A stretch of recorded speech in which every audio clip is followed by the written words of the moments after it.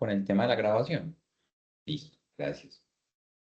Entonces, retomando un poco lo que ya veníamos conversando, la idea de esta semana, que son las sesiones 3 y 4, es ver precisamente esos métodos de agrupamiento, lo que llamamos clustering, y estas dos sesiones van a estar dedicadas a ese tipo de técnicas o metodologías o algoritmos de Machine Learning no supervisado que están enfocadas en obtener grupos, patrones de información a partir de un conjunto de datos. Primero, pues que todo, yo creo que esto ya es de conocimiento general en el curso. El clustering lo que busca es agrupar el conjunto de datos según ciertas similitudes. El problema es que esas similitudes hay veces son difíciles de identificar. Como salida, ¿qué obtenemos cuando aplicamos un algoritmo de clusterización? Obtenemos un grupo de datos, concretamente K grupo de datos, por eso el método que vamos a tratar se llama K-means, y ese K conjunto de datos tiene K centroides. Entonces los centroides son como los puntos centrales a los cuales se aglutinan la demás información, alrededor de la cual se agrupan los demás datos. La diferencia con lo que ya habían visto antes con el KNN es que, como lo hemos repetido hoy varias veces, estos datos no están etiquetados. Entonces, al no estar etiquetados, hacen parte del grupo de aprendizaje no supervisado. Y esto hace parte de un conjunto de algoritmos que se llaman clustering no jerárquicos. Es decir, que un grupo no depende del otro, sino que los grupos son independientes. Cuando tenemos el caso del clustering jerárquico, nosotros tenemos agrupaciones, pero tenemos subdivisiones, subfamilias, subcategorías. Acá no. Acá lo que tenemos es un conjunto de datos que cada uno tiene unas características independientes. Entonces vemos en el dibujo, por ejemplo, en la presentación, que el conjunto azul tiene una estrellita en la mitad, eso es lo que llamamos su centroide, y ese conjunto azul pues tiene unas características que claramente lo diferencian del verde y claramente lo diferencian del conjunto amarillo. Cada uno de esos tres grupos tiene su centroide, que son las estrellitas en la mitad, y la tarea entonces es poder, a partir de muchos datos, encontrar cuáles son esos grupos y cuáles son esos centroides. Aquí, pues nosotros estamos presentando la información en una imagen dos-dimensional. Es como si fueran nada más dos características, la característica de la derecha y la característica o la horizontal y la vertical. Sin embargo, esto normalmente no lo trabajamos con un espacio dimensional tan pequeño, sino que podemos tener 15, 20 características, donde las características pueden ser muchas cosas. Ya ahorita vemos, por ejemplo, el mantenimiento, esas características que podrían ser. Entonces tenemos un conjunto de datos, un centro representativo, y cada uno de estos puntos, cualquier punto que usted tenga dentro de ese conjunto de datos, tiene que pertenecer pues como a uno de ellos, no puede estar excluido de ellos. ¿Y cuál es la intención? Tratar de minimizar la dispersión de los datos dentro de cada uno de los grupos. Entonces, como les había comentado en algunas de las sesiones anteriores, estos son problemas de optimización. Optimización de datos, optimización de agrupaciones. ¿Cómo hago que mi grupo, mi clúster, sea óptimo? Óptimo entendido en este contexto como en temas de distancia. Miren que no tendría mucho sentido que uno de los puntos que están en verde o en amarillo, digamos que los que están en amarillo pertenezcan al grupo azul porque tiene una distancia relativamente larga. Pero, por ejemplo, este punto verde, que está muy cercano al azul, es un lugar donde es difícil identificar si puede pertenecer al verde o más bien pertenece al azul. La ventaja del algoritmo es que tiene una programación lo suficientemente robusta para hacer varias validaciones, y esas validaciones son las que nos permiten definir a nosotros el número de grupos que queremos segmentar dentro del conjunto de datos.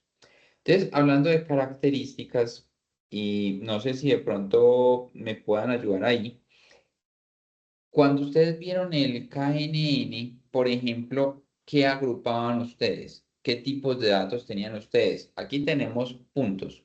con unos números que tienen coordenada horizontal y vertical.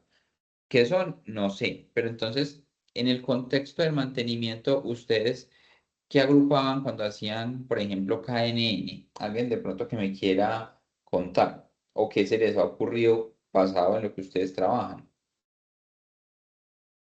Profe, los datos de la información capturada a través de sensórica de una máquina, corrientes, tensiones, Eso, pues muy se bien, Hernán. agrupan variables. Sí, normalmente, y digamos que esa es entre comillas la fácil. ¿Por qué? Porque son datos de máquina, son datos de sensores. Entonces, cuando nosotros tenemos una máquina que le medimos la condición, que hace parte pues como de lo que llamamos mantenimiento basado en condición, a través de un instrumento y podemos hacer un registro en el tiempo de esa información, yo podría decir, bueno, cuando este dato de temperatura y este dato de presión y este dato de voltaje estén más o menos en estos rangos, yo puedo decir que el estado de la máquina es este. Entonces, para evaluar condición de estado de máquina, esa es una de las clásicas, de lo que es muy usado estos métodos de, digamos, de agrupamiento. Pero ¿qué difiere entonces del CAMINS del KNN? Que cuando hacías eso, en el KNN, pues nosotros teníamos que decir, bueno, este conjunto de datos corresponde a un estado, por ejemplo, de falla, o corresponde a un estado de falla incipiente, o corresponde a un estado transitorio de arranque o en operación, dependiendo cómo lo queramos clasificar. La cosa es que, como les mencioné, es difícil cuando tenemos tantos datos, tantas máquinas, tantos sensores pues que tengamos a alguien que sea capaz de etiquetar todo. Por allá en la década de los 90 hasta casi el 2010 hubo una explosión grandísima en temas de instrumentación. ¿Por qué? Pues porque se abarataron los costos de la instrumentación comparado pues con lo que teníamos antes y cada vez sale más barato. Ya que ustedes observan, hasta un niño puede comprar por internet un Arduino muy barato o una Raspberry y puede domotizar su casa o su habitación completamente, pues por un costo que hace 10 años era impensable. Ahora el costo de los sensores y de la tecnología ha rebajado tanto que es muy común que podamos instrumentar todo. Y bueno, estaba hablando de Arduino y Raspberry que son como para prototipado. Pero ya cuando vamos al sector industrial pasa lo mismo. Lo que antes un sensor valía 20 millones, hoy podemos tener un sensor con iguales o mejores características, confiabilidad, repetibilidad, eh, exactitud, precisión, por 1 millón de pesos. Entonces se han bajado tanto los costos que las máquinas tienen mucha información que entregarnos. Entonces, muy bien, lo que dijo Hernán es cierto. Una de las fuentes de información más importante es variables de condición de máquina para utilizarlo dentro de estos algoritmos de clusterización. ¿Alguien de pronto se le ocurre alguna otra fuente de datos? ¿Qué más podríamos clusterizar en mantenimiento? Que no sean ya datos de máquina.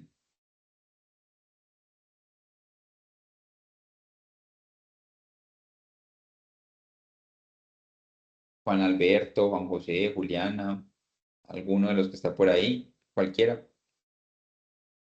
¿Qué otras ideas se les ocurren para clusterizar?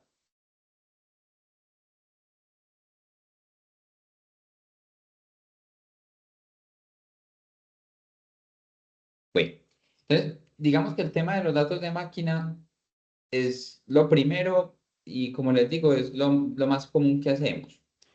Pero yo sí quisiera que nos detuviéramos en esta imagen que estamos viendo acá, porque es que podemos hacer muchas más cosas que a veces de pronto pues no somos conscientes que podemos analizar. Entonces, primero, agrupación de patrones de falla, que es lo que estábamos mencionando. Esta segunda que tiene un corte más administrativo, la naranjadita, dice segmentación de órdenes de trabajo.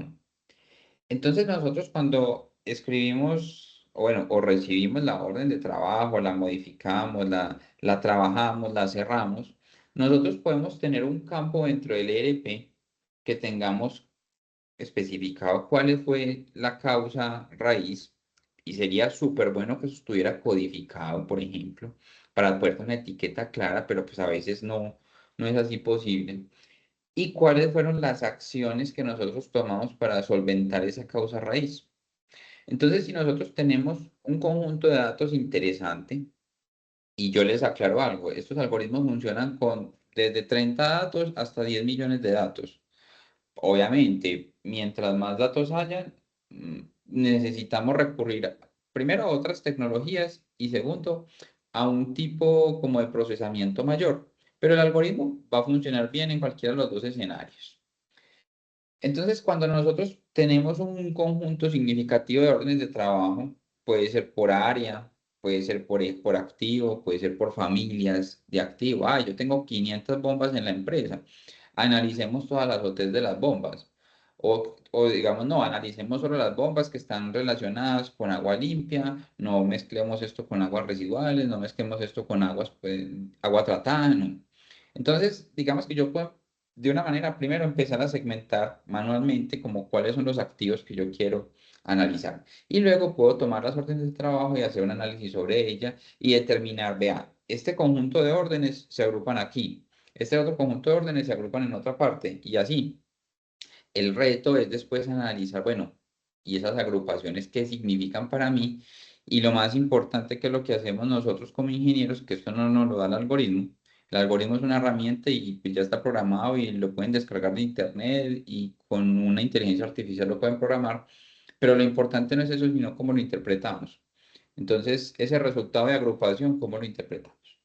Segundo, tercero, el tema, el mantenimiento también es bastante común que tengamos que hacer análisis de consumos energéticos.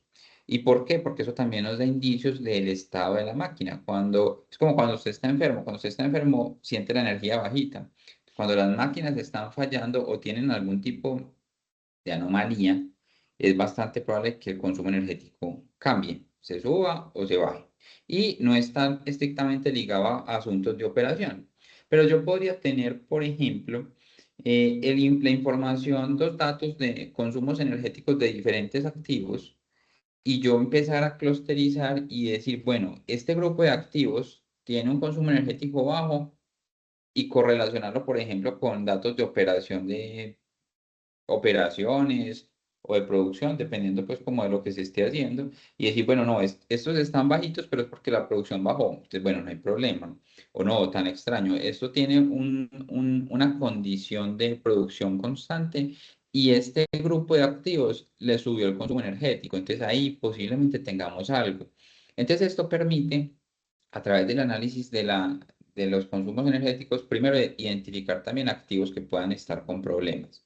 Segundo, nos permiten también agrupar cuáles son los activos más consumidores, menos consumidores, en correlación con operaciones, estado de condición y variables de proceso que nos interesen. La ventaja aquí es que usted puede meter toda la información que tenga, sensores, consumos, costos, órdenes de trabajo, tiempos de reparación, quién le reparó, que eso también es otra cosa importante. En la segmentación de órdenes de trabajo, también es posible que el algoritmo encuentre patrones, por ejemplo, de ve, esta persona, que es la persona número 25, que es la que se encarga de hacer el mantenimiento, el trabajador, siempre tiene un tiempo de mantenimiento más elevado que lo normal. O bueno, que los demás, porque no sabemos qué es normal. Ese normal lo tendrá que definir, pues como la política de cuánto es el tiempo estimado de mantenimiento o de intervención de un activo. Entonces, ese tipo de cosas se pueden hacer. Detección de anomalías, no solamente agrupar por estados de falla, sino determinar si por alguna razón hay algo extraño en algún dato. Y esa detección de anomalías pues, puede ser o está muy ligada al tema de sensores como vibraciones y temperaturas, pero se puede extrapolar a cualquier otra cosa. También podemos tener anomalías no en la condición de las máquinas, sino en nuestra misma gestión del mantenimiento. Si nosotros tenemos estipulados unos costos o venimos con 5 o 6 años evaluando los costos del mantenimiento, nosotros podemos hacer un análisis de clusterización, identificar como en qué momento los costos fueron superiores, y eso es una anomalía también.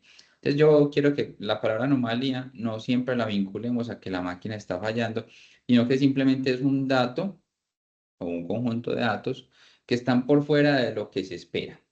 Y ya el conjunto de datos pueden ser varias cosas. Y este que es uno de los más interesantes es optimización de repuestos y definición de políticas de inventario y adquisición. Entonces yo creo que ustedes en mantenimiento están también pensando no solo cómo reparar, sino qué tenemos que tener en stock en el almacén. Entonces, cuánto es el stock mínimo de un repuesto y cuándo es lo que llamamos el punto de recompra. En qué momento tenemos que hacer una adquisición nueva de un conjunto de repuestos o de un repuesto para tenerlo ahí.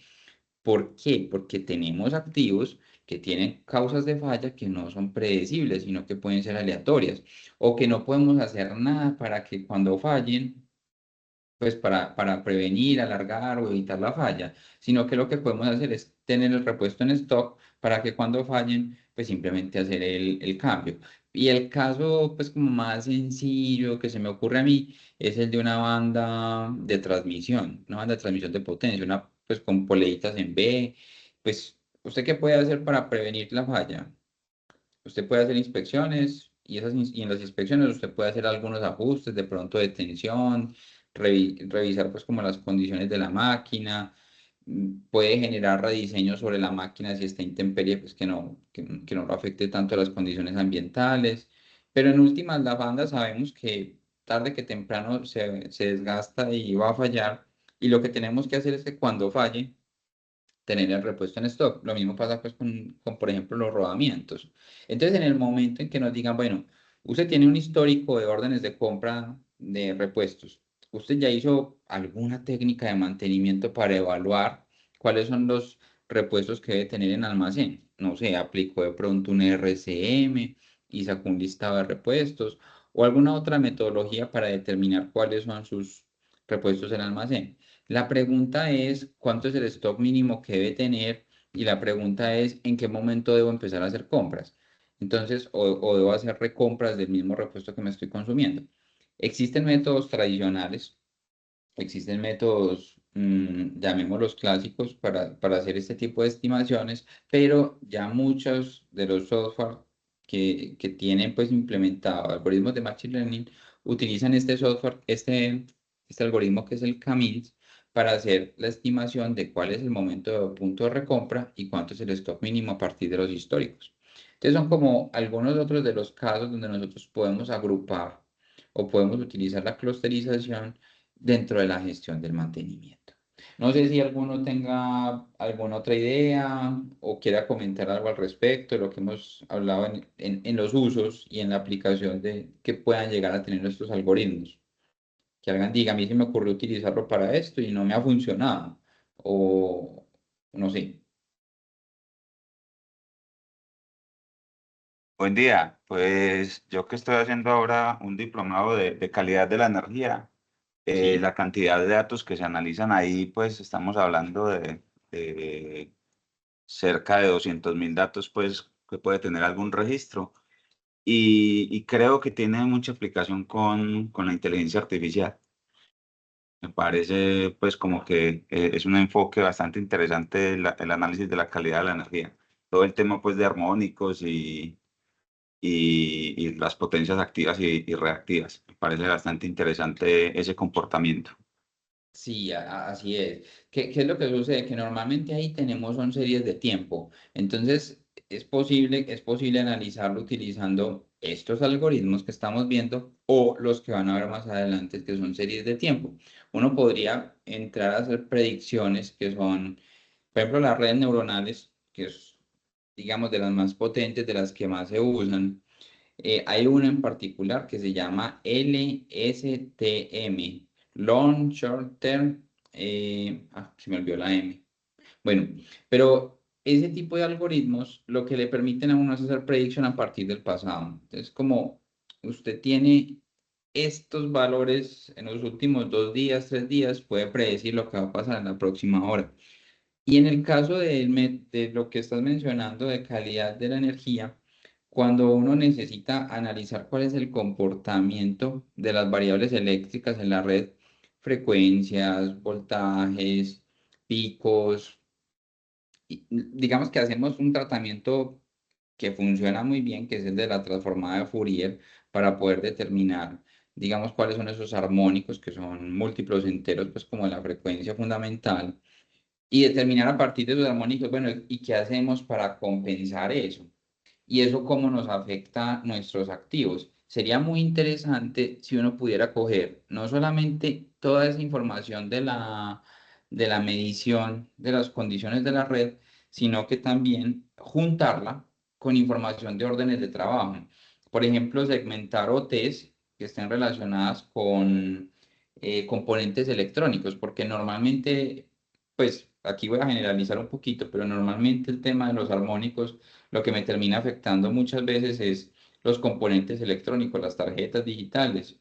Entonces, si uno pudiera correlacionar eso, sería muy interesante utilizar un algoritmo como este de clusterización para decir, bueno, vea, cuando tenemos estas características en la red, mire lo que pasa con las órdenes de trabajo relacionadas con componentes electrónicos. Y esa correlación se podría, que la estoy haciendo yo desde el conocimiento de qué es lo que pasa físicamente, eso lo podría detectar solito el algoritmo. El algoritmo me podría decir, vea, yo detecto que cada que hay anomalías en la red, hay un incremento en las OT relacionadas con componentes electrónicos y el algoritmo me podría dar eso de información. Entonces, sí, ahí sí coincido con lo que estaban mencionando. Es muy importante que todos esos datos miremos cómo lo podemos integrar y cómo podemos ir probando estos métodos de Machine Learning para poder sacar información. Y a veces no funciona. A veces uno dice, no, no encuentro correlación o el algoritmo no llega a nada. O a veces de pronto tenemos que seguirle trabajando o probar otro algoritmo o probar otro algoritmo. Y realmente algoritmos hay muchos. ¿Cuáles estamos viendo en este curso? Pues los más usados. Pero créanme que a la semana pueden sacar 100 algoritmos diferentes, modificados, variaciones, híbridos, que lo que hacen es en problemas específicos se vuelven demasiado buenos. Entonces la recomendación, si usted tiene un problema muy específico, busque primero haga una revisión como en literatura de cuáles son los algoritmos que le podrían servir. Bueno, eh, entonces nosotros vamos a hablar del CAMINS. El CAMINS tiene algunas ventajas, es muy fácil de implementar cuando queremos segmentar grandes volúmenes de datos, pero hay que hacer una claridad. El tema del Big Data, cuando hablamos de Big Data estamos hablando ya de millones de datos, ya no estamos en cientos ni en miles o en cientos de miles, no, sino en millones de datos. Y ahí tenemos que hacer uso de los algoritmos, pero ya no vamos a poder utilizar un entorno, por ejemplo, como Colab. O bueno, sí se podría utilizar, pero tocaría adicionarle otra serie de cosas de tecnologías, por ejemplo, Spark u otras o de bases de datos SQL para poder, digamos, tener toda la información sobre eso.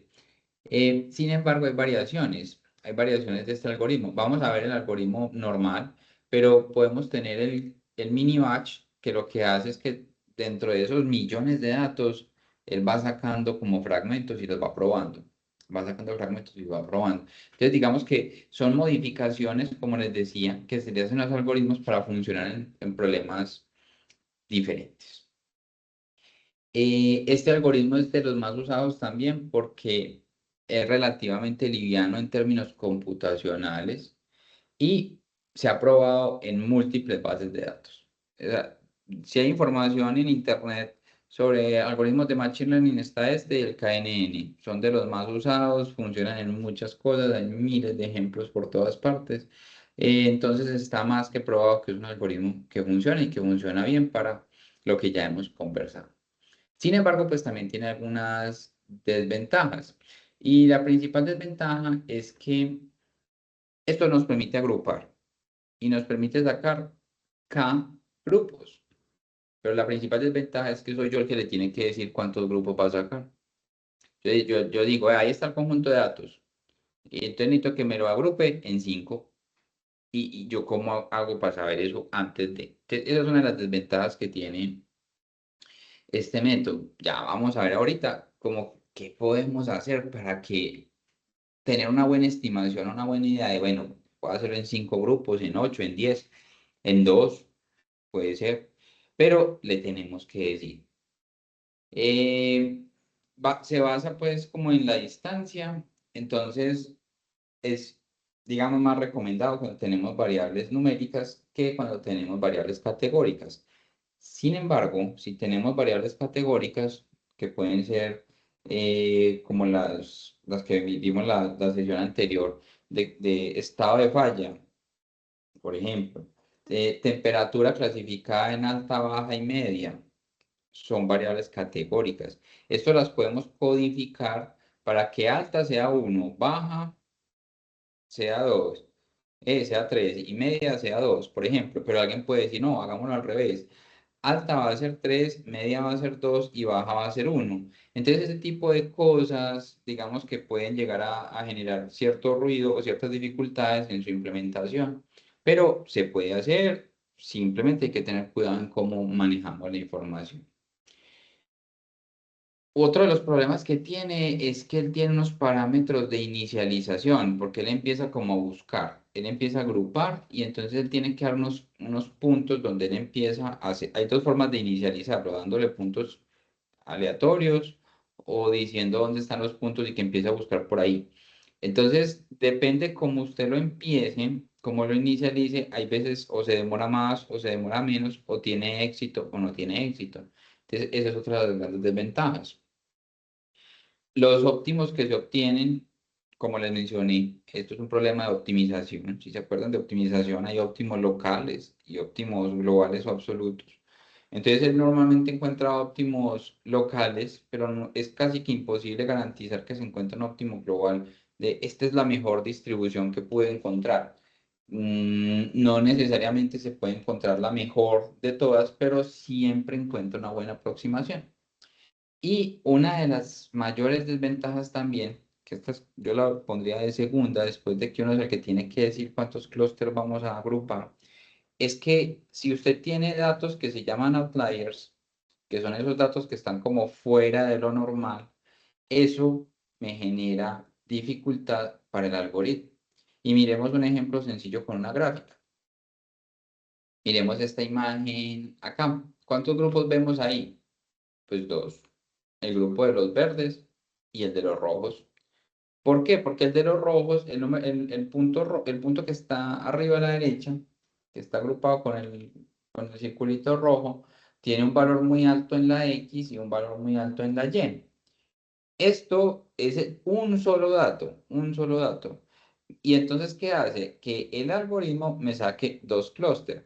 Si ustedes eliminaran del conjunto de datos este de arriba, que es lo que conocemos como un outlier, como alguien que está por fuera de la normalidad de los datos, pues entonces miren lo que podríamos obtener. Haciéndole un zoom a este cúmulo de la izquierda, yo podría tener, son tres clústeres, y tres clústeres muy bien identificados. Entonces, ese es uno de los primeros pasos que tenemos que hacer y es identificar si tenemos outliers. ¿Cómo los identificamos? Recuerden por allá que tenemos básicamente dos formas, el Z-score y el de rangos intercuartiles. Z-score y rangos intercuartiles para detectar outliers. Existen otros métodos que ya se los he mencionado, el DBSCAN también, que es un algoritmo de clusterización que se utiliza para detectar outliers. Es más, usted podría utilizar este K-means para detectar outliers. Usted podría tirar el conjunto de datos completo, utilizar un K-means, decir que son dos y pues ver, y luego decir, ve, este es un grupo de outliers, eliminemos este conjunto de datos y volver a aplicar un K-means y ahí sí segmentarlo en tres. Entonces, realmente lo importante es que los detectemos y los tratemos. Normalmente la forma de tratarlos es eliminándolos del dataset, pero también puede ser importante analizarlos, porque el hecho de que esté por allá, pues algo pasó que hizo que el dato estuviera por allá. No sabemos qué, pero es importante que lo revisemos. Entonces, los outliers hay que revisarlos, así sean cosas insignificantes y sean pequeños, porque pueden ser también de información valiosa. Otro de los problemas, como les mencionaba, es que no podemos saber cuántos grupos vamos a hacer. Entonces podemos tener un conjunto de datos con muchos grupos o este mismo conjunto de datos partido en dos o en cinco o en 10. eso es lo difícil, ¿cuántos K son realmente óptimos? Y estos punticos verdes que están en la mitad son los que llamamos los centroides, los que en las grafiquitas del inicio veíamos como unas estrellitas. Esos centroides también pueden estar cambiando en el tiempo a medida que el algoritmo va trabajando, y poder encontrar cuál es el centroide óptimo puede también ser difícil, porque yo puedo decir el centroide óptimo es acá, o puedo decir que es un poquito más corrido a la derecha, entonces lo corro un poquito más a la derecha, puede que me tome datos de otro grupo, de otro clúster. Entonces, digamos que hay que hacer como un ajuste fino en cuántos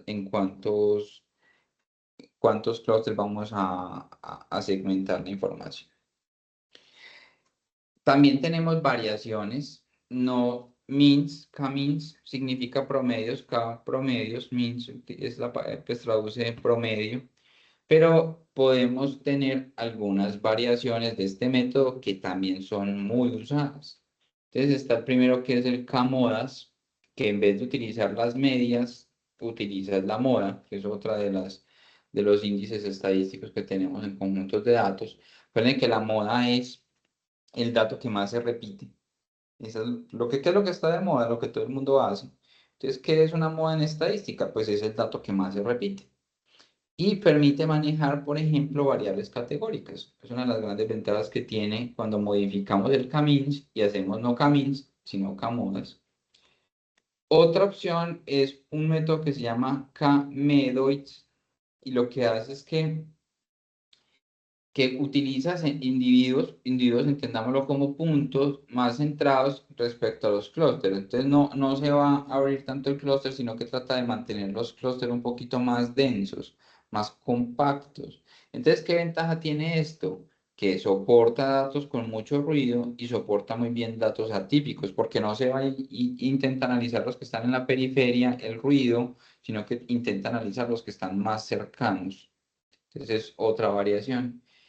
Y lo otro, que es el mini batch, que como les había mencionado ahorita, se utiliza más que todo para Big Data. Lo que hace es que subdivide, como el Big Data es tan grande, tenemos tantos datos, pues entonces lo que hacemos es que subdividimos ese conjunto gigantesco de datos y empezamos a hacer trabajos como un poquito más locales. Entonces no trabajamos sobre todo el conjunto de datos, sino que lo vamos haciendo de a poquito en subconjuntos, subdivisiones de datos. Son variaciones que yo los invito a que las exploremos. Cambiar esto en el código es relativamente fácil, porque como estamos utilizando librerías en Python, la librería que utilizamos para esto es scikit-learn. Esa librería pues ya tiene implementado todo esto. Entonces, en vez de decir k-means, utilizamos k-medoids o utilizamos mini-batch, le ponemos simplemente coma mini-batch y ya con eso es suficiente. ¿Cuántos batch queremos? ¿Cuántas agrupaciones queremos? ¿O subconjuntos queremos? Entonces ya configurarlo es relativamente sencillo, que eso es una de las grandes ventajas que tiene pues este método. Eh, Otra de las situaciones que tenemos con el k-means es que podemos encontrar grupos que no sean óptimos. Entonces, aquí hay una situación, y es que cuando se tiene un conjunto de datos, vemos el de la izquierda, vemos el del centro, vemos el de la derecha, puede no ser intuitivo usted cómo los va a segmentar, y puede que el algoritmo no los segmente, digamos, o no los agrupe, no los clusterice como usted inicialmente piensa que lo va a hacer. Miremos el ejemplo de la derecha. Uno ve un conjunto de datos y dice, no, pues ahí claramente se ven como tres barras, tres espacios donde nosotros podemos tener una agrupación. Entonces aquí estaría la primera, por aquí estaría la segunda y por aquí estaría la tercera. Entonces usted dice, pues yo veo tres, ¿cierto? Pero cuando usted corre el algoritmo lo divide en colores: el verde, el azul y el naranjado. Y puede no ser intuitivo para usted, o puede que no tenga una interpretabilidad adecuada dentro del contexto del problema. La mayor dificultad del Machine Learning en aplicaciones industriales, en aplicaciones prácticas, no es el algoritmo, porque como les digo, eso ya está, eso ya lo hacen, y ya pues con las inteligencias artificiales, voy a decir la verdad, cualquiera puede aplicar el algoritmo a un conjunto de datos. No es que usted le diga a la inteligencia artificial, aplíquele este algoritmo y optimícelo para este conjunto de datos. Y ya, él le da el código. Pero ¿qué es lo que pasa? Y eso es una herramienta. Lo difícil está, y ese es el reto que tenemos ahora, y es en la interpretabilidad de los resultados y ese algoritmo, ¿qué dato me está tirando? O sea, eso que obtuve, ¿qué hago con eso? Ahí es donde está el reto. Y ahí es donde entra realmente, entramos nosotros como ingenieros, como analistas. ¿Por qué? Porque miremos nuevamente el ejemplo de los datos de la derecha. Este ejemplo nos muestra cómo el algoritmo hizo una división que para nosotros no es intuitiva y que puede que no tenga mucho sentido dentro de nuestro contexto. Puede que sí, puede que el algoritmo haya visto algo que nosotros no vimos, puede pasar, pero es ya responsabilidad de nosotros interpretar eso. Miremos el de la mitad. Uno ve ese conjunto de datos y uno dice, pues claramente hay dos grupos, dos clústeres, el de afuera y el de adentro. Claramente se ve, son dos anillos. Y el algoritmo puede decir, no, hay dos clústeres, sí. El de la mitad para la derecha y el de la mitad para la izquierda. Entonces, eso, yo con cuál clúster me voy, y puede que el algoritmo no te va a decir, coja el de la mitad, el del centro y luego coja el de afuera. No, el algoritmo te va a decir, yo encontré dos clústeres, el de la mitad para la izquierda y el de la mitad para la derecha. Y usted puede no quedar convencido o no quedar satisfecho con ello. Entonces toca empezar a modificar los parámetros de configuración del algoritmo o cambiar el algoritmo por otro para agruparlo como usted quiere que quede agrupado, ¿cierto? Pero nuevamente, puede que no esté mal, puede que sí. ¿Quién me dirá si sí o no? El contexto y lo que yo esté haciendo. Puede que en algún contexto sea lógico, esté bien, que sea lo de la izquierda un clúster y lo de la derecha otro clúster. Y en otro contexto puede que no sea pues como lo adecuado de eso. Entonces, aquí tenemos el clúster 1 y aquí tenemos el clúster 2. ¿Quién me va a decir si eso está bien o está mal? El contexto en el cual yo esté desarrollando el algoritmo. Y miremos el tercero.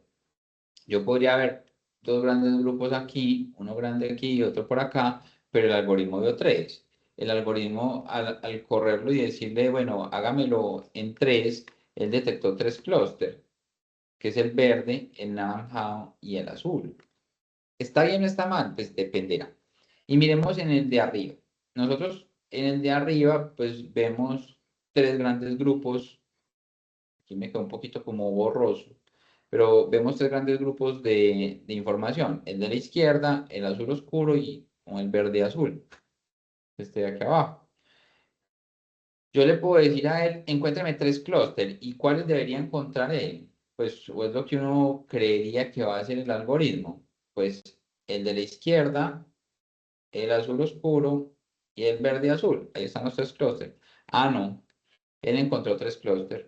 El de la izquierda, el azul y los rojos. Y está mal. No sabemos. Entonces, nosotros con estos algoritmos nunca le podemos dejar la toma de decisiones automáticamente a ellos, a no ser de que estemos o que lo tengamos completamente entrenado. Y bueno, ahí ya podemos hacer combinaciones de cosas. Usted podría decir, vea, corra un camins, es este que estamos viendo, saque los grupos y cuando lo saque, utilice otros algoritmos para interpretar esos resultados. Utilice una red neuronal para interpretar el resultado. Es como si se lo pasáramos a un ChatGPT, por ejemplo, para que interpretara el resultado. Y puede que lo interprete bien, o sea, lo hace bien, hay que reconocerlo. Él es muy bueno infiriendo información, eso lo hace muy bien. Y en general, pues como todos los grandes modelos de lenguaje que estamos usando ahora, lo hacen muy bien.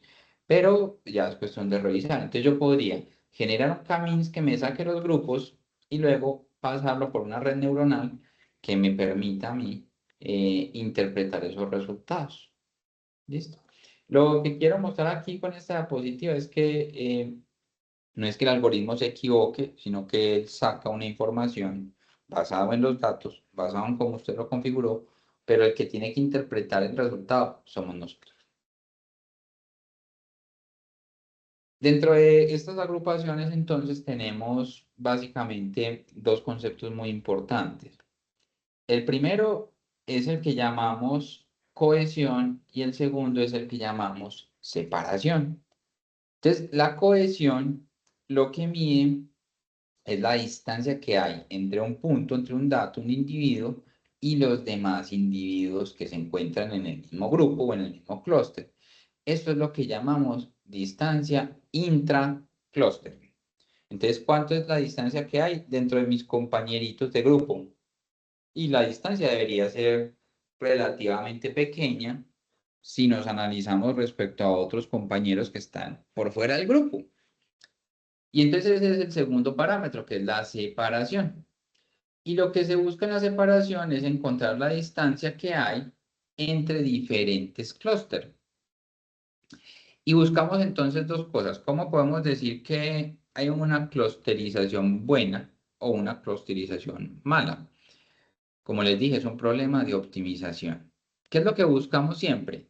Tratar de minimizar de que la distancia intraclúster sea pequeña para que los datos estén cerquita entre sí, dentro del mismo grupo. Entonces lo que buscamos es minimizar eso que llamamos cohesión, minimizar, y tratamos de maximizar la separación. Entonces por eso es que estamos optimizando unas distancias.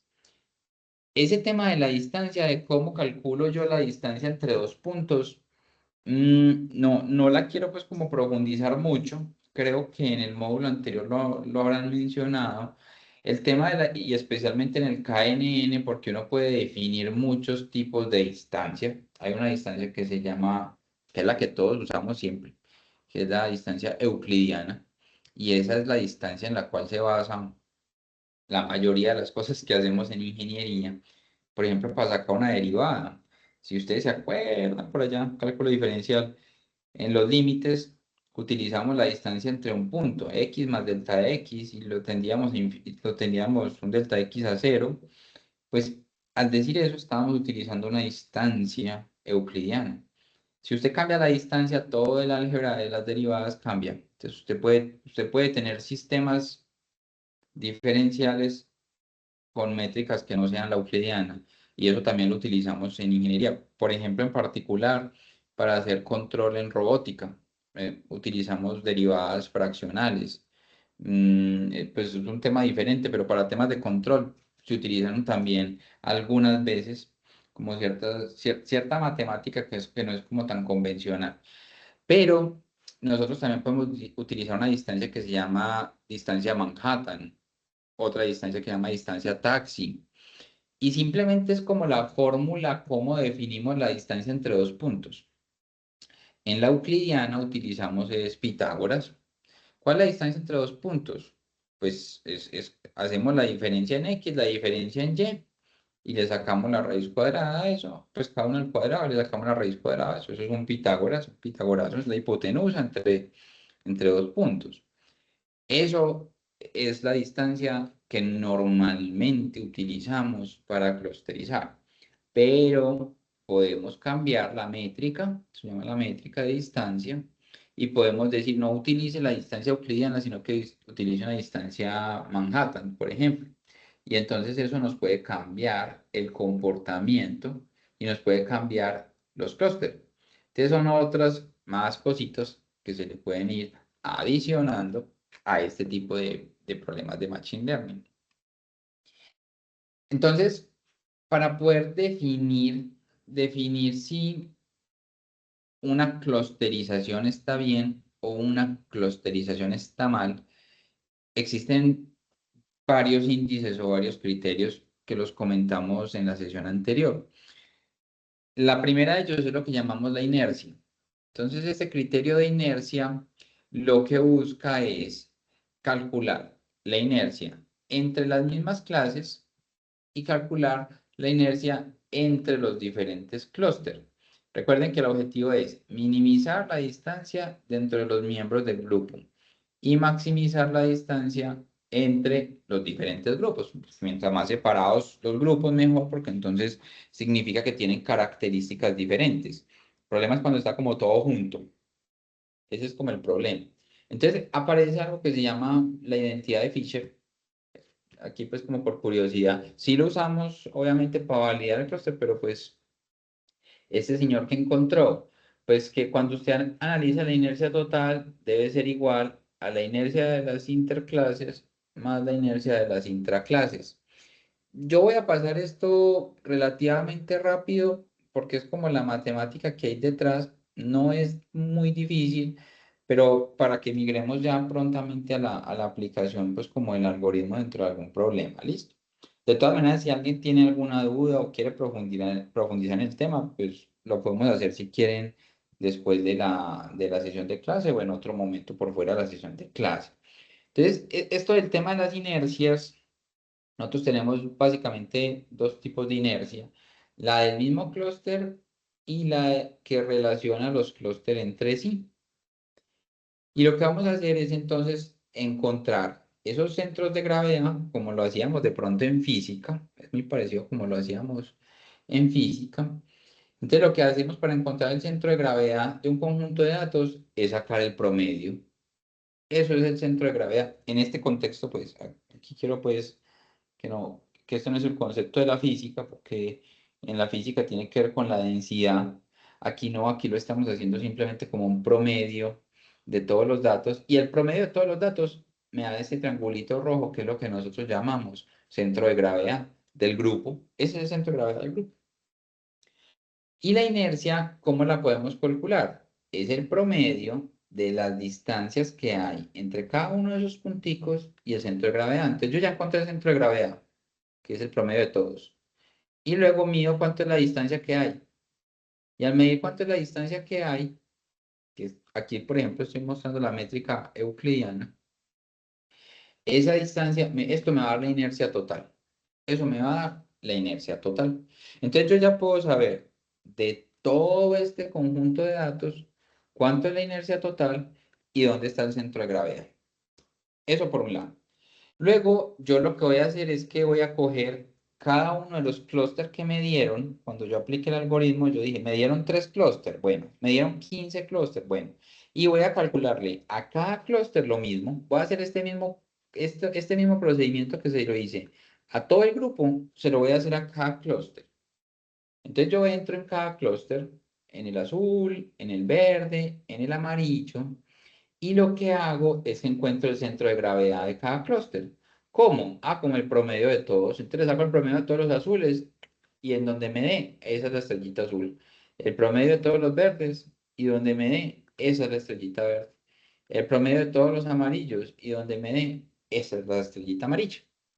Y ahí ya encontré el centro de gravedad que llamamos G sub K y es como el punto donde se concentra la información de cada uno de esos clústeres.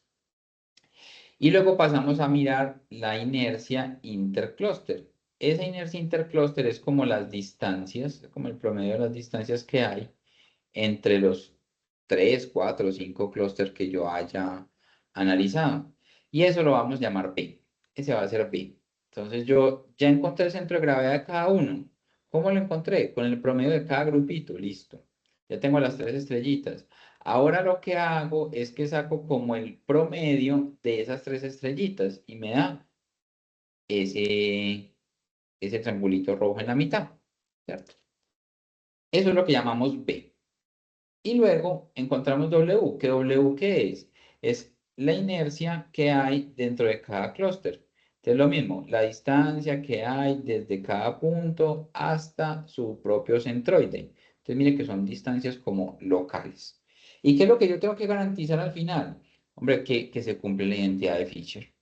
Si se cumple la identidad de Fisher, el algoritmo dice, ah, bien, yo aquí ya llegué, yo ya encontré un una agrupación, una configuración de 3 clústeres que me cumplen con la identidad de Fisher. Entonces yo ya puedo decir algoritmo, hasta aquí llegué, aquí paré, y entonces me dice, listo ingeniero, el algoritmo me entregó estos datos, me entregó estos 3 clústeres que cumplen con la identidad de Fisher, entonces entendemos que numéricamente está bien.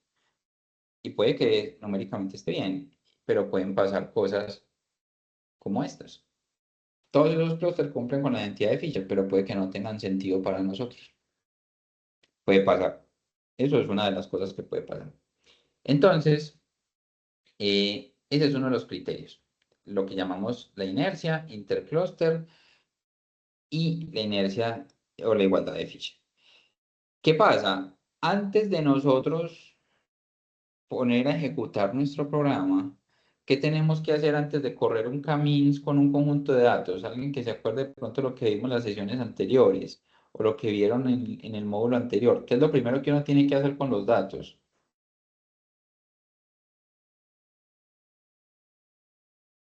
Antes de utilizar modelos de Machine Learning, ¿qué tenemos que hacer con los datos?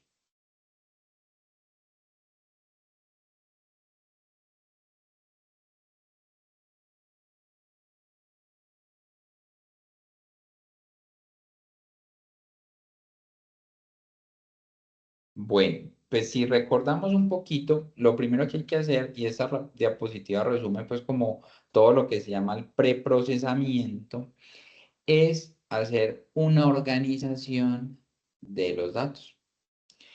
Esos datos van a tener valores atípicos que hay que, si yo tengo un valor atípico, eso me va a mover los puntos de los clústeres y va a hacer que el sistema que estamos organizando pues no agrupe bien. Para eso tenemos entonces el Z-score o el de rangos intercuartiles.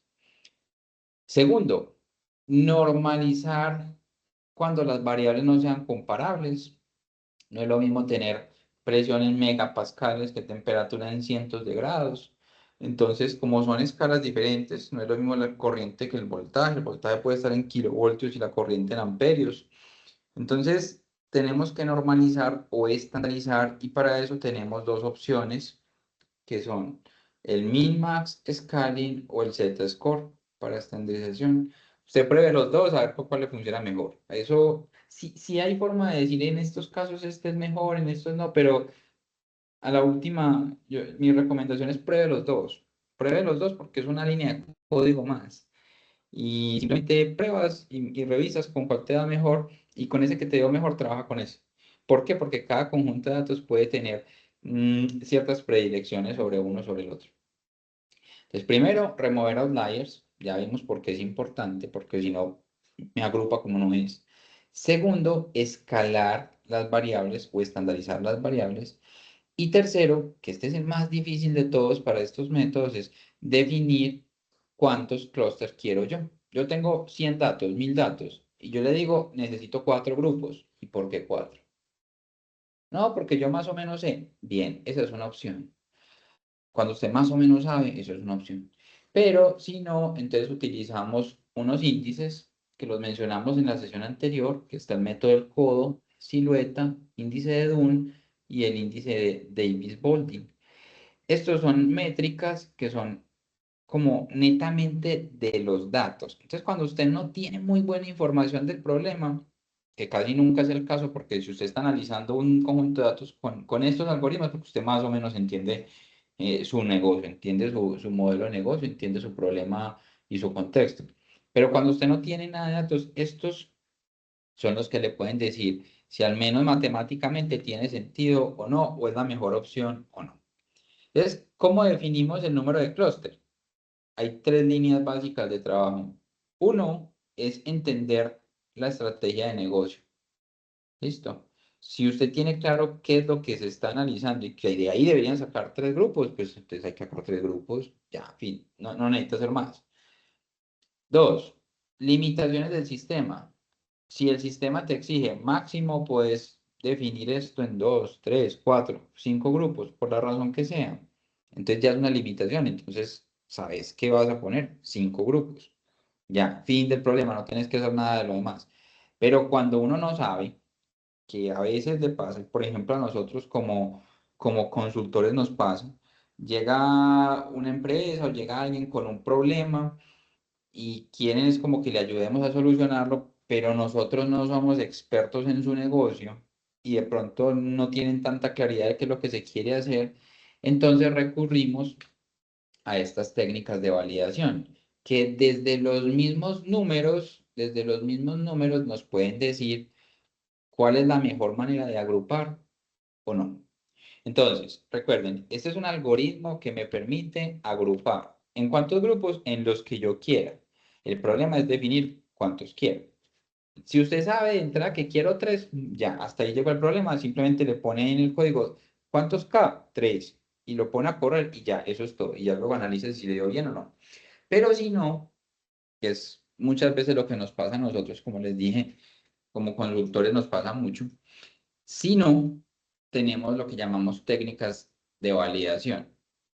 Estas técnicas de validación también se pueden aplicar así usted conozca la estrategia de negocio, así tenga limitaciones del sistema, porque al menos le da una certeza de que el algoritmo es consistente en sí mismo. Entonces, estos métodos que vamos a ver, que son 5, vamos a ver rápido para ya pasar a la implementación, lo que nos permiten es saber cuántos clústeres voy a segmentar yo dentro de mi conjunto de datos. El primero se llama codo de Jambu. El segundo es el coeficiente de silueta. El tercero es el índice de Dunn. El cuarto es el índice de Davis-Baldwin. Y el quinto, es muy curioso nuevamente, yo lo he mencionado, a mí me causa gracia ver este tipo de cosas porque utilizamos otro tipo de clusterización, que es como la competencia de este, para analizar cuántos debe hacer este. Entonces utilizamos el clustering jerárquico, que es el que vamos a ver la próxima semana, para ver cuántos clústeres debe agrupar este. Entonces es como si usted llamara a la competencia para que le ayudara a solucionar su problema. Y bueno, y eso pues puede pasar, ¿cierto? No hay inconveniente. Pero es muy curioso que los algoritmos de Machine Learning se ayudan entre sí. Entonces hay como cierta redundancia allí como en la información. Entonces empecemos por cada uno de estos. El primero, el codo de Jambu, entonces lo que hace es encontrar el error. El error es como la inercia. Entonces, usted dice, vea, corra el algoritmo con 2 grupos, luego córralo con 3, luego córralo con 4, 5, 6. Y usted hace la gráfica de cuánto me dio la inercia total o el error. Esto se llama el error o la inercia. Eso es un dato que le tira el software, no nos tenemos que preocupar mucho por eso. Nuevamente, el que quiere ir al detalle, en las diapositivas de la semana pasada está la formulita para de inercia. Pero entonces, ¿qué me dice a mí este método? Me dice, vea, usted tiene que elegir tantos clústeres, usted puede elegir 2, 3, 4, 5, 6 o más, pero usted elige es donde ya no haya mucho cambio. Mire, entonces después del 3, mire cuánto dio la inercia. Yo por aquí pongamos 30. ¿Y cuánto dio en 4? 29. Y en 5, 28. Y en 6, 27. Entonces, mire, ya no hay mucho cambio. Entonces usted elige cuántos clústeres. Aquí elige 3 según este método. Entonces, según el codo de Jambu, él me dice, elija cuando haya un cambio, como un cambio de pendiente, y ya no haya más, pasamos de tener 500 y punta a tener 20, y luego ya 19, 18, ya no hay mucho cambio, entonces elegimos 3. Este es el primer criterio, se llama codo de Jambu. El segundo se llama el perfil de silueta, el silhouette score, que es como se llama pues en el algoritmo. Y entonces en este lo que me dice es, aplíquelo, tiene que ver como con las distancias que hay entre los clústeres y la distancia que hay internamente desde el centroide hasta el clúster A y B. Nuevamente la formulita está en las diapositivas de la sesión anterior. ¿Y qué es lo que me dice ahí? Vea, cuando usted encuentre que tenga más de 0.5, eso es un buen clúster. Cuando usted encuentre que tenga entre 0.2 y 0.3 es porque tiene solapamiento de clúster. Y cuando usted encuentre valores negativos de esto, está mal. Pues así no hay nada que hacer. Entonces, nosotros podemos ver y hacer una gráfica y decir, vea, yo lo parto en 2 clústeres y miro cuánto me da ese valor de la silueta. Lo parto en 3 clústeres y miro cuánto me da en 4, en 5, en 6. Y normalmente elegimos el valor más alto. El valor más alto está aquí. Cuando vamos a mirar cuánto es ese valor más alto, 3. Entonces, mire, el coeficiente de silueta me está recomendando a mí que elija 3 clústeres. Y ahorita el codo de Jambu que me recomendó, 3 clústeres también. Entonces, si este me recomienda 3 y este me recomienda 3, lo normal es que sean 3. Pero tenemos otros métodos complementarios. Yo puedo seguir. Está el índice de Dunn. El índice de Dunn entonces busca que los clústeres sean compactos y que estén bien separados. Aquí se aplica un poquito el tema de la densidad de los clústeres. ¿Listo? Entonces, cuando los valores son altos, indica que los clústeres están más definidos y más separados. Entonces, si nosotros vemos, por ejemplo, esta gráfica, buscamos siempre los valores altos del índice de Dunn.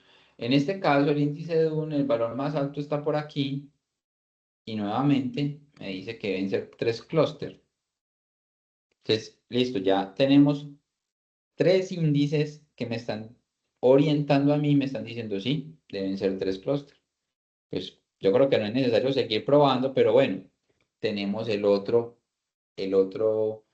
la otra métrica que me permite a mí definir cuántos clústeres hago, que se llama el índice de Davis-Boulding. Entonces, ¿qué me dice él? Lo ideal es que usted esté por debajo de 0.5. Eso es lo ideal. Si usted está por debajo de 0.5, elija lo que quiera, pero desde que esté por debajo de 0.5. Más o menos en 1. Y cuando esté más de 2, vamos mal. Entonces, si usted mira, el único que está debajo de 0.5 es este señor de aquí.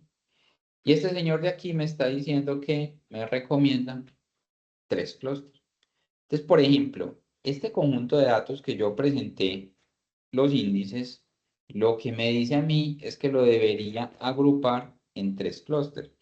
Pero miremos qué es lo que sucede. Yo para poder sacar estos índices, ¿qué tuve que haber hecho? Tuve que correrlo con 2, con 3, con 4, con 5 y con 6. Entonces yo lo que tengo que hacer es decir al programa, vea, coja ese conjunto de 100.000 datos y agrúpelo en 2. Luego agrúpelo en 3. Luego agrúpelo en 4, en 5, en 6. Y al final, después de haber hecho todo, yo elijo cuáles son mis grupos que me sirven a mí. Entonces, estos son 4 índices que usted los debería analizar de manera conjunta. Entonces, lo que nosotros tenemos que hacer es coger los datos, poner un ciclo para que lo haga varias veces y analizar eso. Hay otro que es el de clustering jerárquico, que no voy a profundizar en él porque lo vamos a ver la próxima semana, en la próxima sesión, pero lo que hacemos es que cogemos de los 100.000 datos, cogemos una muestra aleatoria y en vez de aplicar k-means, aplicamos el otro algoritmo que se llama clustering jerárquico. Y ese clustering jerárquico me dice, vea, me dieron 5 grupos. Entonces usted sabe que la recomendación del jerárquico con una muestra aleatoria de datos es de 5 grupos. Entonces ya usted puede decir, entonces a los 100.000 datos partámoslos en 5 grupos. Entonces es una forma adicional como de validación. Pero lo normal es que hacemos es esto. Yo tengo este dataset, arriba se ven los datos. Usted a ojo que dice que cuántos grupos se pueden formar. Pues a ojo pareciera que hubieran 3. Y al evaluar la métrica, 3. Este es el de codo de Jambu, 3. Coeficiente de silueta, también me dijo que 3. El índice de Dunn me dijo que 3. Y el índice de Davis-Boulding, 3. Conclusión, pues 3. ¿Cierto? Así de sencillo. Así de sencillo. ¿Está claro hasta aquí o hay alguna pregunta de cómo se utilizan estos índices?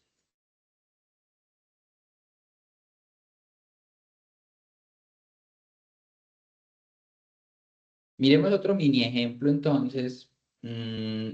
Aquí tenemos un grupo de datos con cuatro, con 3 grupos claramente identificados. Y miremos este otro, estos datos de aquí.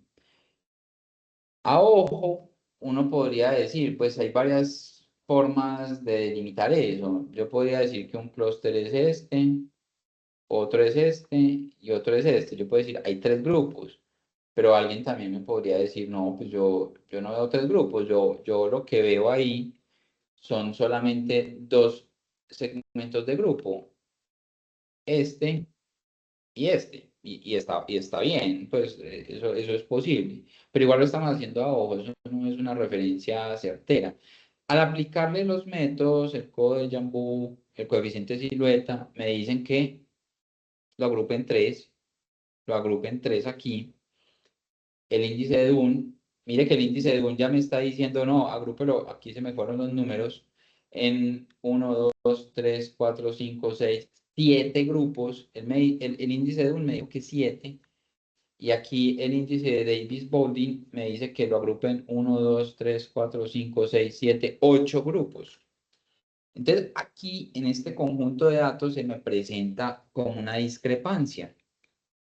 Por un lado, el codo de Jambú y el coeficiente de silueta me recomiendan 3. Y el índice de Dunn y el índice de Davis-Baldwin me recomiendan 7 y 8 grupos respectivamente. Entonces yo tengo que tomar una decisión. Yo digo que con este conjunto de datos, viéndolo, por eso es importante el tema de la graficación, viéndolo no sería muy coherente tener 8 grupos de datos diferentes ahí o 7 grupos de datos diferentes ahí. Entonces yo me iría por elegir 3 clústeres, que son los que me recomiendan el codo y silueta. Normalmente, la mayoría de las veces, solamente tomamos estos dos métodos como referencia. Y esos otros dos los hacemos es como para validar, pero a veces no son tan dicientes como los dos primeros. El algoritmo Camins, entonces, como les decía, tiene dos formas de inicializarse. Ahí está pues como una especie de pseudocódigo para que lo miren pues como con cuidado, con tiempo, cuando estén repasando, cuando estén estudiando. Y aquí está el resumen de uno versus el otro. El algoritmo es el mismo, que ya pues lo que explicamos. Pero la pregunta es cómo lo iniciamos. Entonces tenemos básicamente dos opciones y por ahí hay pues 3, 4 opciones diferentes también que han sacado últimamente. Entonces la primera, asignar aleatoriamente un número de clúster a cada individuo. Entonces usted dice, tengo 1000 datos y aleatoriamente yo le digo, usted pertenece al clúster 3, usted pertenece al clúster 2, usted pertenece al clúster 1, y ahí empiezo a analizar lo de las distancias interclúster, la inercia, etc. La otra opción es decir, voy a coger n individuos, perdón, k individuos aleatoriamente, por eso se llama Camins, k individuos aleatoriamente como centroides iniciales. Entonces, en vez de calcular el centroide después de haber armado un grupo, yo lo que puedo hacer es decir, no, yo lo que voy a hacer es que voy a elegir a usted como centroide, a usted como centroide, a usted como centroide, y empiezo a trabajar desde ahí. Las dos formas de inicializar el algoritmo son válidas y funcionan. Lo que pasa es que puede que se demore más una que otra y puede que a veces no converja bien una que otra. Entonces, ¿uno qué le toca hacer? Probar las dos. Probar las dos y mirar al final en los resultados como cuál es la que le da bien. Ya para finalizar esta parte teórica, yo aquí les dejé esta herramienta que pues la monté en Cloud, que es otra de las IAs que tenemos a disposición, que nos permite como visualizar un poco cómo es el funcionamiento del Camins. Ya voy a abrirlo y les voy a compartir pantalla para que lo vean. Se los compartí también pues como en la presentación, entonces pueden acceder ahí y simplemente es algo interactivo que desarrollé para que ustedes lo pudieran ver. Denme un segundo. Ahí. Me confirman si se puede ver ahí bien la pantalla. Es simplemente una aplicación. En esta aplicación explican cómo funciona el Camins. Miren, aquí está la fórmula de distancia euclidiana. Es muy sencillo. Estos son los pasos del algoritmo, los dos métodos de inicialización que tenemos.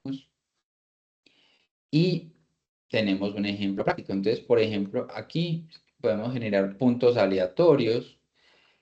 Y aquí arriba podemos decirle cuántos clústeres que queremos y con qué método de inicialización vamos a utilizar. Entonces, por ejemplo, yo quiero decir, a este conjunto de datos yo veo que hay como 3 grupos, entonces dejémoslo en 3. Y iniciémoslo con el método 1, el método de clústeres aleatorios. y le digo inicializar clustering. Entonces él me dice, vea, encontré 3 grupos, pero mire que no fueron los obvios que yo estaba pensando. El clúster 0 son los amarillitos, el clúster 2 son los como azulitos y el clúster 1 son como los verde azulitos. Ahí pues no hay como mucha diferencia en los colores. Y él los terminó agrupando así, terminó haciendo esa agrupación. En los cálculos está, por ejemplo, el centro total de gravedad, los centros de cada clúster, las métricas de inercia y las fórmulas que se utilizaron para sacar cada una de ellas. Si le damos en técnicas de variación, solamente nos muestra el método del codo y el coeficiente de silueta. Aquí el coeficiente de silueta quedó con barras, pero pues simplemente es el más alto de todos. Es el más alto de todos, que lo habíamos visualizado en la diapositiva como en una línea pues con puntos así como esta. Aquí están y están las recomendaciones. Listo. Y uno puede cambiar aquí, puede ir jugando como con esto. Quiero 6, 7 clúster y entonces él lo organiza de otra manera, calcula las métricas, mira la visualización y aquí está el coeficiente. La gráfica me da igual porque claramente eran los mismos datos, no cambié los datos, entonces me da la misma curva. Entonces se las dejo como para que la miren, para que visualmente puedan como medio jugar con ella y puedan practicar como el concepto. Esto es más a nivel conceptual. ¿Listo? ¿Hasta aquí tienen alguna pregunta? ¿Tienen alguna duda? ¿O está claro que hemos visto el día de hoy del tema de Camins? Daniel, ¿puedes pegar el link ahí en el chat? Ah, claro que sí, sí. Gracias. Igual está en la diapositiva que les compartí el día de ayer, ya, pero ya se los pego por aquí. Ahí ya se los compartí. Bueno, ¿qué sigue entonces? Vamos a mirar un ejemplo de implementación de un Camins para identificar patrones de falla. Yo en el correo les envié otros ejemplos que quiero que los revisen. Porque el viernes pues la intención del viernes es que yo les voy a dejar es como un tallercito, es como para que hagamos un caso real de mantenimiento utilizando el Camins. El de hoy, pues el que vamos a mostrar ahora en este momento también es un caso real de mantenimiento, pero la idea es que el del viernes lo desarrollen ustedes y me vayan preguntando. Entonces, el viernes, por favor, los que puedan estar pues como en full disposición para empezar a programar, empezar a escribir código. Esa es como la principal intención del viernes. El viernes yo no les voy a dar clase así que yo esté explicando las cosas, sino que lo que vamos a hacer es que vamos a ir solucionando un ejercicio. La idea es que ustedes lo vayan haciendo y me vayan preguntando. Un tema de Camins con una aplicación pues clara en mantenimiento, en ese caso es de gestión de repuestos e inventarios para que lo tengan presente para el viernes. Entonces ahora ya el resto de la sesión, lo que les voy a mostrar es un ejemplo de segmentación de activos según patrones de fallas utilizando Camins. Acá yo en los ejemplos, yo no sé pues si los han revisado, espero que sí. Yo lo trato de dejar completamente comentado por todas partes para que pronto no se me vayan a perder si es la primera vez que uno ve el lenguaje, pues en este diplomado, o si de pronto no está uno muy familiarizado con la sintaxis de las cosas, yo lo dejo lo más comentado posible. Entonces aquí ¿qué es lo que queremos hacer? Es agrupar, porque estamos en un ejercicio de agrupación, Camins es para agrupar. Activos, entonces tengo que sacar grupos de activos según el patrón de falla y mantenimiento para lo más importante, proponer políticas para cada segmento. Entonces, al final me van a salir 5 grupos de activos. Bueno, ¿y eso para qué me sirve? Pues la idea es que usted con esos 5 grupos de activos ya le metemos la parte de ingeniería de mantenimiento y analizamos cuáles son las políticas de mantenimiento para esos activos. ¿Listo? ¿Qué información tenemos? Tiempo medio entre fallas, tiempo medio de reparación, eso está en días, eso está en horas, horas de parada por mes de cada activo, el downtime, el costo promedio de reparación por evento, antigüedad del activo, utilización del activo, digamos, entre 0 y 100%, cuál es el porcentaje de utilización. Puntaje agregado de condición. Esto es algo que nosotros podemos definir a partir de un análisis de condición o simplemente de manera subjetiva. Yo le puedo dar un puntaje desde mi conocimiento de máquina, cuál es la condición de la máquina. Esa máquina está al 80% según mi experiencia y eso es válido, porque es que también estos algoritmos funcionan con datos de expertos. Y si usted lleva 20 años manteniendo esa máquina o operando la máquina, pues quién mejor que usted para decir cuál es la condición de la máquina, ¿no? ¿Cierto? Es como el carro, usted sabe cuando el carro está medio fallando porque usted todo el día lo maneja y entonces usted dice esto está como raro. Entonces, su condición de experto también es válido y se puede meter dentro de los algoritmos. Y vamos a sacar algunos variables que se llaman variables derivadas, que es por ejemplo la tasa de fallas, la disponibilidad, que son indicadores de mantenimiento, pues que no voy a profundizar mucho, pero aquí están pues como las formulitas, pero pues son indicadores muy normales que manejamos en la gestión del mantenimiento. ¿Qué es lo que vamos a ver entonces en este notebook? Esto se llama un cuaderno notebook en Colab. Primero vamos a generar unos datos sintéticos con 3 perfiles. ¿Por qué lo hago así? Para evitar que carguemos archivos .csv, para evitar mandarles información, porque yo creo que ya lo han trabajado, ya les ha pasado. Ustedes aquí a la izquierda ponen el archivo, el CSV, y corren el código, lo cierran, y cuando lo vuelven a abrir, el archivo desaparece. ¿Por qué desaparece? Porque él está montado en Colab, está montado en un caché. Entonces, si usted se le olvida montar el archivo, ya no vuelve a correr. Y la otra opción es que usted puede decir, no, yo tengo mi archivo en Google Drive, en una nube. Y entonces, cuando usted lo está llamando, cuando usted quiere llamar el archivo, usted le tiene que dar la ruta donde está su archivo en su Google Drive y le tiene que dar permisos. Mejor dicho, usted se tiene que loguear en su cuenta de Google para poder acceder a ese archivo. Pues claro, está en un Google Drive. Entonces, digamos que eso dificulta la replicación de los datos. Entonces, lo estoy haciendo así porque me parece que es más fácil. Entonces, este tema de generación de datos sintéticos es como si usted tuviera todos estos datos de una base de datos que la descargó de su ERP o usted la montó en Excel y la sacó, no sé, pero usted tiene estos datos en columnas organizados. ¿Listo? Para que quede claro por qué se llaman datos sintéticos. Porque los estoy creando internamente para que tengan estas formas, pero lo ideal sería que usted lo sacara de su información de sus máquinas, pues. Y también porque no sería correcto que yo les mostrara información de máquinas de otras empresas o de información que pueda estar sujeta a políticas de confidencialidad. Así como a ustedes no les gustaría que ustedes me pasen datos y yo en otro curso otra cosa los muestre, pues lo mismo pasa con las empresas. Entonces, como para evitar ese tipo de situaciones, más bien los datos son creados internamente aquí dentro del cuaderno. Luego pasamos la primera etapa que es importar los datos. Segundo, limpiar y estandarizar. Siempre esa es la etapa que hay que hacer. Usted puede decir, profe, yo lo limpié en Excel. Bueno, lo estandaricé en Excel. Listo. Bueno, otro. Hay un software que se llama OpenRefine. Ya les voy a pasar la página. Es un diamante. Es un software libre. No requiere licencia. Ahí se los pasé por el chat, que también sirve y es como una especie de Excel. Lo que pasa es que pues, sí tienen que ver algún tutorial por ahí en YouTube de cómo se maneja, pero es muy simple. Es como una especie de Excel y permite hacer limpieza de datos con volúmenes grandes. Muy bueno, muy bueno. Que no lo tiene que hacer usted a punta de código, pues. Entonces, digamos que estos 2 pasos entiende uno que normalmente ya están suplidos.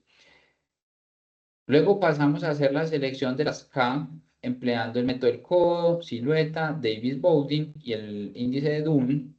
Y vamos a mirar cómo se ve el del jerárquico. Yo se lo voy a poner ahí, que la próxima clase lo vamos a entender.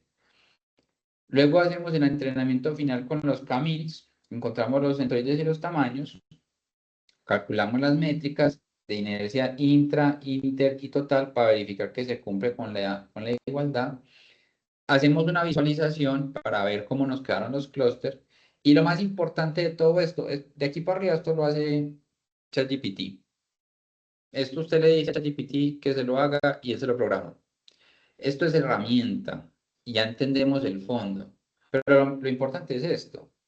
Bueno, me salieron 3 clústeres, 5 clústeres. ¿Cuál es mi política y yo qué voy a hacer con esos grupos? O sea, eso ¿para qué me sirve a mí el mantenimiento? Eso es lo más importante realmente.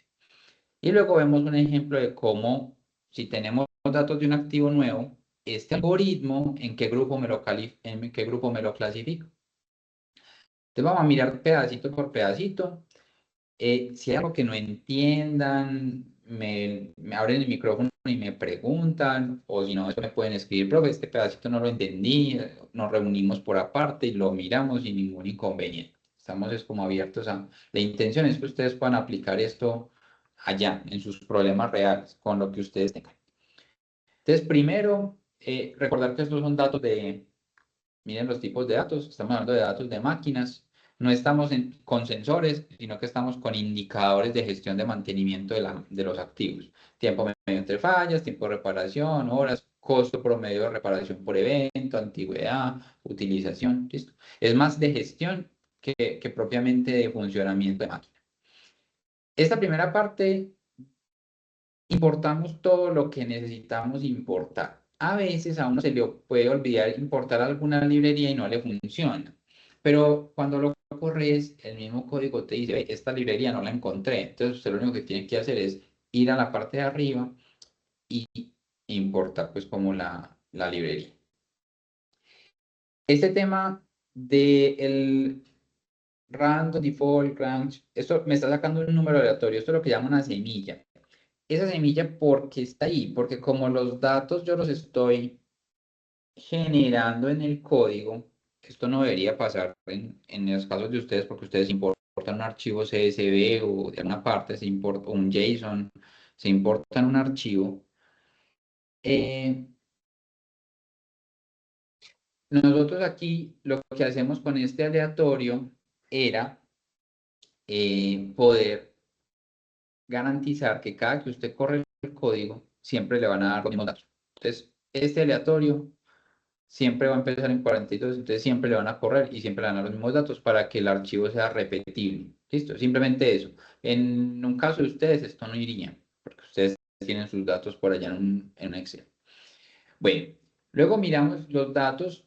Este pedazo es cómo yo estoy creando los datos, porque como les digo, son datos sintéticos, se llaman, y esos datos sintéticos son reemplazados por sus propios datos de su cuaderno en Excel, por sus propios datos de sus ERPs, lo que ustedes descarguen de su software o lo que ustedes creen en su Excel, lo van a reemplazar por todo esto. Luego aquí tenemos la parte de limpieza y estandarización, que sí es importante que lo hagamos. Tenemos que tener muy claro cuáles son nuestros features. Los features son nuestras características. Esas características son como los nombres de las columnas en las cuales nosotros estamos trabajando, ¿cierto? Entonces, esas características, en este caso, va a ser el tiempo medio entre fallas, el tiempo medio para reparar, el tiempo en el cual el downtime, que es el que está pues como fuera de servicio, el costo para reparar aquí está en dólares, los años, el porcentaje de utilización, la calificación, en este caso vibración, pero puede ser una calificación subjetiva de cómo se encuentra activo, la tasa de fallas y la disponibilidad, que son indicadores. Entonces, esas son las características de mi modelo con las cuales yo voy a entrenar el modelo de Machine Learning. Yo lo que hago es que hago una copia de todas las variables. ¿Para qué hago la copia? Para poder hacer el tema de la estandarización o el escalado de los datos. Entonces, con este pedazo de código, con este fragmento de código, yo lo que hago es que boto los outliers a partir y lo estandarizo a partir de los rangos intercuartiles. ¿Listo?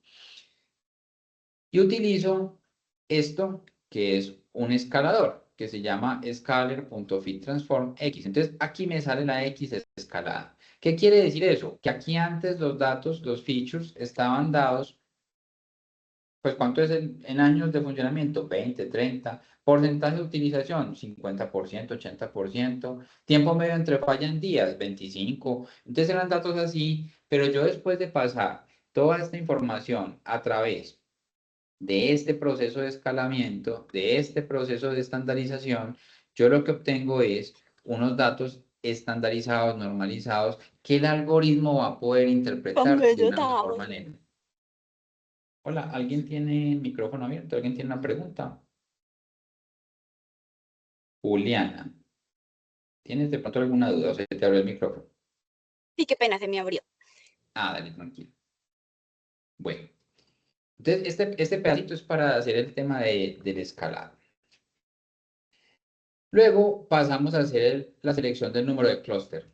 Entonces, para hacer la selección del número de clúster, yo tengo que calcular el codo de Jambu, la silueta, el Davis Bowling, el DUN y el jerárquico. Eso es lo que tenemos que hacer. ¿Cómo lo hacemos? Este índice de DUN no está en librería. Listo, eso no está en una librería. Entonces, aquí, esto lo pueden copiar y reutilizar. Está una función que calcula el índice de DUN. ¿Por qué? Porque no la encontré fácil en una librería, porque hay que reconocer algo. Python es súper bueno, las librerías y scikit-learn es súper buena, pero no siempre está todo y muchas veces dejan de actualizar la información. Hay varias funciones que, por ejemplo, las programaron, las dejaron listas y te funcionan, pero no las han vuelto a actualizar, no las han vuelto a revisar desde el 2003. Y pues con el paso del tiempo salen modificaciones de las cosas y es como si no, es como si ya no recibiéramos soporte, mejor dicho. Como si el Windows, estuviéramos en Windows 95 por poner un ejemplo y ya no se puede actualizar a Windows 2000. Lo mismo nos pasa. Windows 8 ya no podemos pasar a Windows 11. Entonces, hay veces, hay librerías que van perdiendo vigencia. Y eso es supremamente importante en este tema. Tenemos que siempre hacer seguimiento de esas librerías y de mirar de que tengamos soporte, de que sí tengamos todavía la información bien. Y eso es donde lo vemos en las páginas oficiales donde están estas librerías. Si no, nos toca crear a nosotros nuestras propias funciones. Entonces aquí, esto no nos enredemos con qué es, pero esto lo que saca es ese índice de 1. Entonces le entran los datos, le entran las etiquetas si es que tiene y sale el índice de 1. Es una función que me tocó crear porque no existe la librería. Las demás sí tienen librerías. Y entonces aquí entra la parte de cómo hacemos el camins, cómo sacamos la silueta, el codo, el DBI y el índice de DUN. Y miren que es demasiado simple porque son muy pocas líneas realmente lo que estamos escribiendo. Eso realmente está aquí. Aquí es donde está todo el código del camino. O sea, todo lo que vimos hoy en clase está resumido aquí. ¿Qué es lo que pasa? Pues ya lo demás es visualización. Es como se ven las gráficas de las cosas. Entonces yo lo que hago es que le digo, vea, KM va a ser ese modelo, que voy a llamar a Camins, que es mi algoritmo, que eso está, voy a subir por acá para recordarles dónde está el Camins, está en scikit-learn, que es la librería. Entonces por acá nosotros vemos, cuando importamos aquí dice, from scikit-learn, del grupo de clúster, impórteme camins. Entonces, aquí es donde yo estoy guardando la información. Yo estoy diciendo, vaya por allá, de esa librería, impórteme el camins.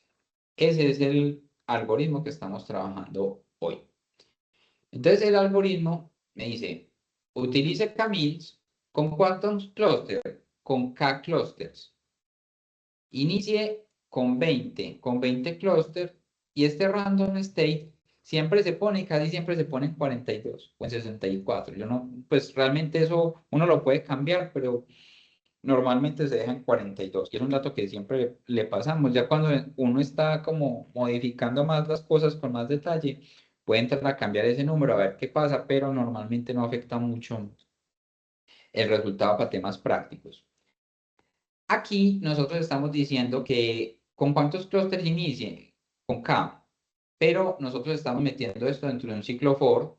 Entonces yo le voy a decir, con K, desde 1 hasta 11, bueno, desde 2, porque no podemos tener un solo clúster, sino que tenemos dos clústeres hasta 11. Entonces, hasta 10 porque estamos en Python. En Python, acuérdense que las variables empiezan a contar desde cero. Entonces, vamos hasta 10. Él va a evaluar en cada uno de los K, 2, 3, 4, 5, 6, así, y va a calcular todo esto. Va a hacer la agrupación con K-means, luego va a sacarme las inercias, luego va a sacarme el silueta, esto es otra librería, luego me va a sacar el Davis Bowling y luego me va a sacar el índice de Dunn, que fue el que yo creé por aquí arriba. El índice de Dunn fue el que yo creé por aquí arriba. Y ya luego lo que voy a hacer es que lo voy a visualizar. ¿Listo? Eso es lo que vamos a hacer aquí. Todo esto es visualización. Entonces, con estos datos que se crearon acá arriba, este es el archivo, por si de pronto alguien no lo ha abierto, que se llama K-means patrones de falla.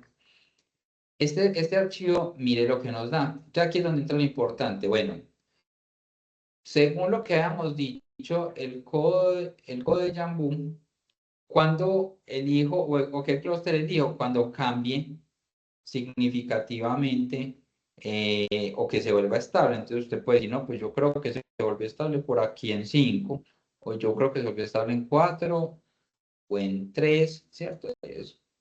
Podríamos decir que está por aquí, por esta zona. Entonces usted mira el coeficiente de silueta y el coeficiente de silueta le dice, no, el coeficiente de silueta lo que me dice es que mientras más alto mejor. Entonces usted dice, entonces el más alto es cada 2. Entonces usted dice, bueno, puedo de 1600 a 1800, puede que no sea mucho cambio, puede que sí. Yo me puedo ir con 3, el 3 sigue estando alto en el coeficiente de silueta. Pero, por ejemplo, aquí en el DBI, ¿qué me dice? Entre más bajito, mejor. Entonces, me muestra nuevamente el 2. Y en el de Dune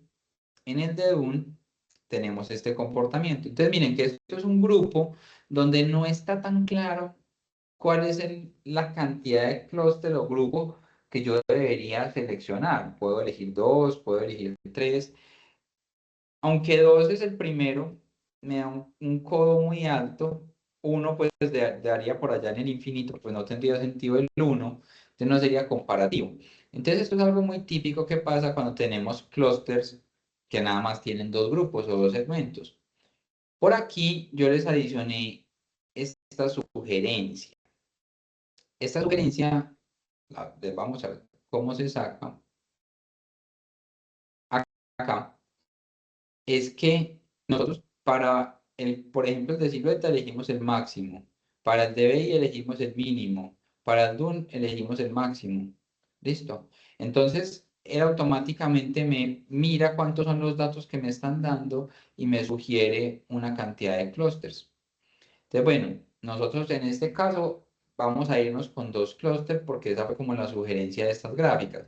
Pero más adelante podemos cambiarlo a 3, a 4, ya vamos a ver. ¿Qué es lo que hicimos hasta el momento? Probamos todos los clústeres, sacamos los indicadores y elegimos una cantidad de clústeres dada. No lo voy a explicar en detalle porque lo que vamos a ver la próxima sesión es el clustering jerárquico. Yo aplico clustering jerárquico y así se ve un clustering jerárquico, que es lo que vamos a ver la próxima semana. Y bueno, aquí claramente se ven dos grandes grupos, el naranjado y el verde. Esto lo hacemos en una muestra, en una pequeña muestra aleatoria. Entonces, de todo el conjunto de datos sacamos al azar unos datos, le aplicamos el clustering jerárquico y él nos dice, ve, encontré que es 2. Entonces, nuevamente 2 me está diciendo que es como, por ahí debemos sacar dos grupos. Según todos los índices, debemos sacar dos grupos. Entonces, ahora sí yo digo, bueno, entonces, ¿cuál K voy a utilizar? Voy a utilizar, en este caso lo tengo automatizado para que siempre saque el de la silueta, y en este caso es 2, porque en la silueta me recomienda 2. Entonces, voy a utilizar K igual a 2.